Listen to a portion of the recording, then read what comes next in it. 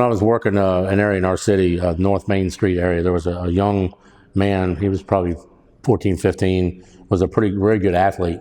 You could tell just by the way he carried himself. He was really successful in school, and he looked to be well on his way to maybe playing sports in college and perhaps professionally. The one time that he tried a particular drug and it really fried his brain, as they say, and he was no good, so to speak, from that point forward, because he couldn't ever focus on school.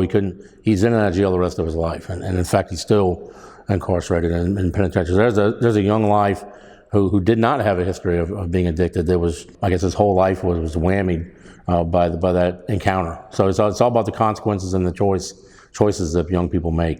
I've been in law enforcement 26 years, both on the police side of things and now as a sheriff that I run a jail basically now. So I've seen the ramifications of drug abuse and drug use run deep in folks. It really takes a toll on families and the individual. Students are notorious for being peer pressured and to try things. And I've got 4 kids of my own, so I know these things that these things are happening. It's not that long ago since I've been in school myself. So people that are school aged are being pressured to try things, and then what I think is not realized by students is that those things lead to other things and can lead to addiction. So it's not as innocent, I guess, as it's pitched by their peers. We have a program called Alpha, which is specifically designed to target addicted users, and it's to get them back on their feet. It's 3 months incarceration and another 9 months outside, and it all focuses on their addiction. What they will tell you is obviously don't get started in the first place, but things specifically like methamphetamine, crack cocaine, heroin, it's not something just like taking a drag off a cigarette. Not that that's okay either underage, but certainly that the personification or the intensity of those drugs that just gets you hooked right from Jump Street is that's what they would tell, I think, young people, is to not get started in the first place. Don't let it grab you and take control over your life. I haven't seen many quick recoveries. The people that are truly addicted, it takes them a long time, that recovery, and that, some of them really bottom out. Some of them don't live. Some of them die. Some of them end up in jail. Every now and again you have a success story, whether it's caught early enough, but if you get so deep in the weeds, like many of them tend to do, we see the same faces over and over and over again. The repeat offenders, the recidivism. It's just really hard to pull people in. For the non-addicted people, it's like, well, why can't you just have the willpower to stop? From what I understand, it's just not that easy.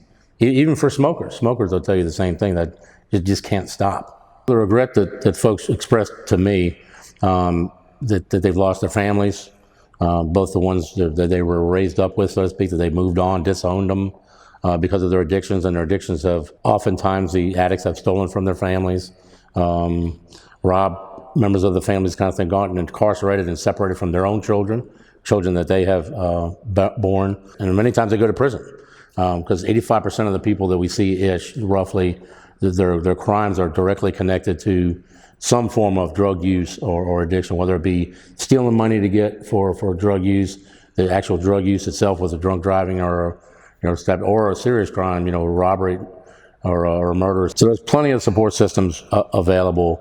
You just have to know where to look. So our local community services board is a big source. The schools themselves have counselors and law enforcement officers now are trained in crisis intervention team training, mental health type training. So we're more attuned to the mental health struggles of people seeing some of the signs. But yeah, I think we're in the age now where we can't just rely on the adults or the grown-ups to see things. Like, the kids have a responsibility. If you see your friends ailing or struggling or floundering in some capacity, whether it be with addiction, with depression, with bullying, something's got to be said. Otherwise, you see it, unfortunately, time and time again, week after week. Young lives are being lost, both at their own hands and at the hands of substances, and lives just taken too quickly. When we do jail tours with our young folks, and we do the jail tours with the sole purpose of them experiencing what jail looks like, sounds like, smells like, so they never want to come back. So I tell them this, I said, when your parents put you in timeout in your room, you're there for a specified amount of time, 10, 15 minutes, whatever it is, and you get to go back to your normal life. In jail, it's not like that. A lot of your freedoms are taken.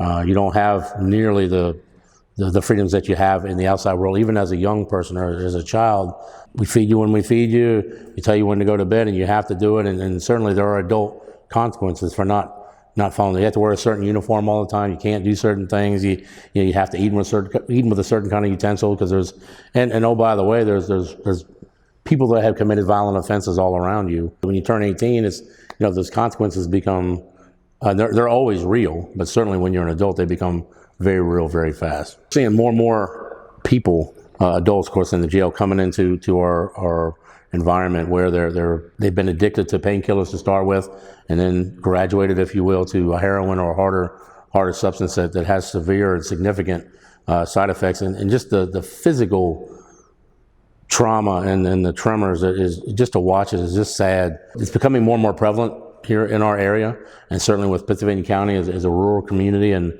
those kind of things seem to be more prevalent in the rural communities for some reason. So we were kind of holding our breath that it wouldn't come our way, and unfortunately we're starting to see it really significantly. I do have hope for the tomorrow, because I think people care. People care about the future of our society and the future of our kids, and I'm one of them. Of course, is that without young people, we don't have a future. So we've got to do something to band together to instill upon young people that substances they're bad for you. They can kill you. They can ruin the rest of your life. I remember when I was 13 years old, which has been a few years ago, I saw a video of a heroin addict that was kind of laying in the alleyways of some apartment building, probably in New York or something, and just the look of the needles hanging out of the arms and all. I remember just the psychological effect that had on me. Deep down, as someone said, I'm not going to do that. Not that maybe I ever would have, but certainly that drove it home for me. So the programs that many of our local partners with RASAP and these kind of organizations do to the prevention aspect, the looking out for one another, there's a lot of things we can do as a community to look after each other.